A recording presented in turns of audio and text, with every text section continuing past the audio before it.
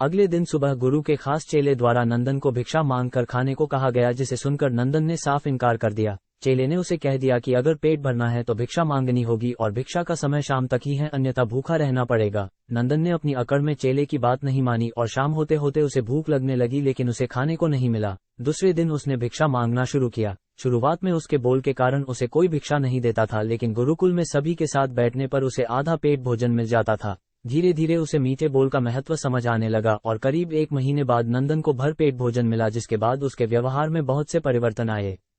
इसी तरह गुरुकुल के सभी नियमों ने राजकुमार में बहुत से परिवर्तन किए, जिसे राधा गुप्त जी भी समझ रहे थे। एक दिन राधा गुप्त जी ने नंदन को अपने साथ सुबह सवेरे सैर पर चलने कहा।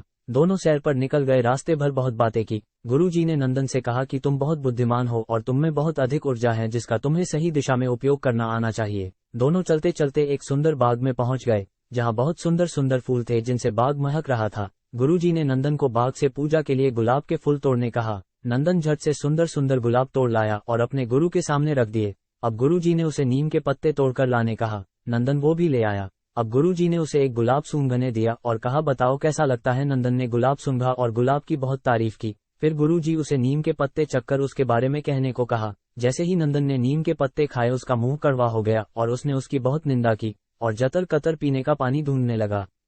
नंदन की यह दशा देख गुरु जी मुस्कुरा रहे थे। पानी पीने के बाद नंदन को राहत मिली। फिर उसने गुरु जी से हंसने का कारण पूछा। तब गुरु जी ने उससे कहा कि जब तुमने गुलाब का फूल सूंघा तो तुम्हें उसकी खुशबू बहुत अच्छी लगी और तुमने उसकी तारीफ की, लेकिन जब तुमने नीम की पत्तियां खाई तो तुम्हें वो कड़वी लगी और तुमने उसे थूक दिया और उसकी निंदा भी की। गुरु जी से नंदन को समझाया, जिस प्रकार तुम्हें जो अच्छा लगता है तुम उसकी तारीफ करते हो, उसी प्रकार प्रजा भी जिसमें गुण होते हैं उसकी प्रशंसा करती है। अगर तुम उनके साथ दुर्व्यवहार करोगे और उनसे प्रशंसा की उम्मीद करोगे तो वे ये कभी दिल से नहीं कर पाएंगे। इस प्रकार जहाँ गुण होते हैं वहाँ प्रशंसा होती है।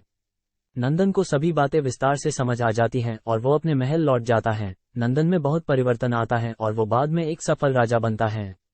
दोस्तों, इस तरह की और दिलचस्प कहानियां मैं आप लोगों के लिए लाता रहूंगा। प्लीज चैनल को सब्सक्राइब करें।